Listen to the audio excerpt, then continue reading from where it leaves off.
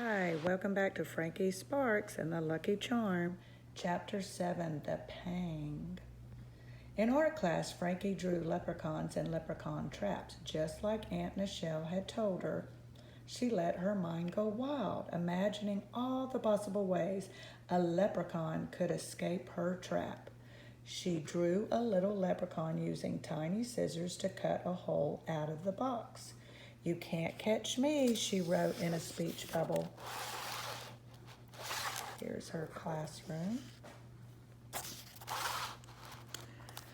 Then she drew herself and a thought bubble. Curses foiled again. Maybe peered over her shoulder. Whoa, I hadn't thought of that. Do you think leprechauns travel around with tiny scissors? I bet some of them do, Frankie said. I have to think of every possibility. Lila Jones, who sat at the art table with them, said, I bet they have tiny gold scissors. Frankie figured out that was probably true, but she never liked to admit when Lila was right. So she colored the scissors in using her pencil. What if the leprechaun was an inventor like you, Frankie? Ravi asked. He might have tape with him and string and tiny little notebook to write things down in. Frankie grinned. Yeah, and a tool belt too. She really wanted a tool belt. She was thinking of making one for herself, but she would need to learn how to use the sewing machine. In the meantime, she drew a new leprechaun, a girl, and gave her a tool belt. This one said, "There's no trap I can't outsmart." Mrs. Berman, the art teacher, came and peered over her shoulder. "I didn't know you were working on a comic." Miss Berman tapped Frankie's paper. "What happened to your sculpture of Mae Jemison's rocket?" "I'm taking a break from that," Frankie replied. "This is a new project, an urgent project." Miss Berman always let them decide for themselves what they were going to work on. She talked a lot about the process of making art and how each artist approached each project in a different way.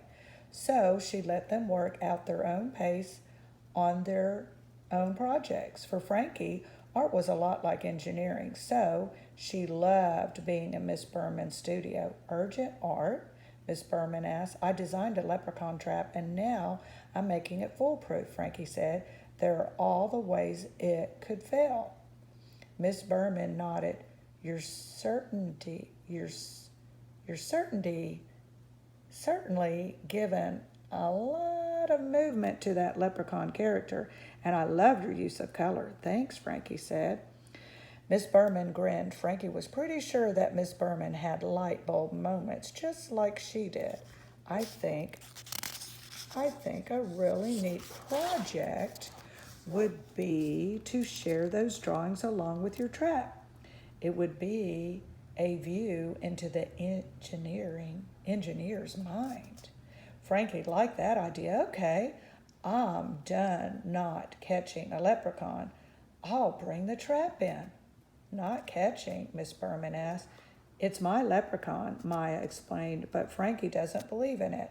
"So you're trying to prove it doesn't exist by not catching it?" Miss Berman asked.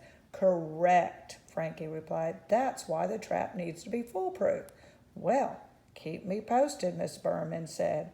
Then she went over to another table where Sucky was working with William on a model of the Parthenon. Luke, who was sitting at the table behind Frankie, leaned back in his chair. "Just stomp on it," he asked. "What?" Frankie asked. "If you want the trap to fail, stomp on it. If you can't stomp on it and it doesn't break, then it's foolproof."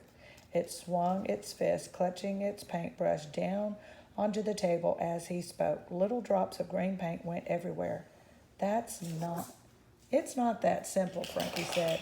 "Even if a leprechaun were big enough to squash it, which it's not." "How do you know?" Luke asked. "I just do. Leprechauns are small," Frankie answered. "Have you seen one?" he asked. "Of course I haven't," she told him. "They aren't real." Then, how do you know how big they are? This question was a real conundrum. Her mind had just started to spin on it when Lila said, I believe in leprechauns and fairies and elves and all those magical things. Not me, Ravi said. He put down his paintbrush. He had been working on a watercolor of the river that flowed through the town. If they exist, why haven't we seen them? Why is there no evidence? Exactly, Frankie said. Also, rainbows don't really have ends. It's just light going through water droplets. That's why you have to stand in a certain spot to see them. If you tried to move to get to the so-called end of the rainbow, would just disappear. Exactly, Frank said again. Suki from her table said, I believe in leprechauns. Last St. Patrick's Day, there were little green footprints on our counter. Luke laughed. At my house, in the water in the toilet turned green. I think a leprechaun... Luke, Miss Berman said from the front of the art studio. Frankie often wondered how teachers were able to hear everything going on in their rooms. Maybe they had some sort of hearing enhancer. While Frankie wanted to pursue this line of thought and figure out how a teacher might make a secret hearing enhancer, something else was going on. It was her stomach. She didn't feel sick. Frankie had a pain. You know, she didn't like having pains because usually they came when she had done something wrong. She looked at Maya. Maya was weaving gold and green strips of fabric together. It was, Frankie realized, a leprechaun blanket. The pain got a little sharper. Maya really and truly believed in leprechauns. So did Lila and Suki. Lila might just be saying so to push Frankie's buttons, but Frankie was pretty sure that Suki was telling the truth, and Suki was smart. Could the other girls be right about leprechauns? Miss Berman crossed to the center of the room. I see we've all got a little wild for leprechauns today, she said. You know, I don't mind when you follow your imaginations, but it can't be a distraction.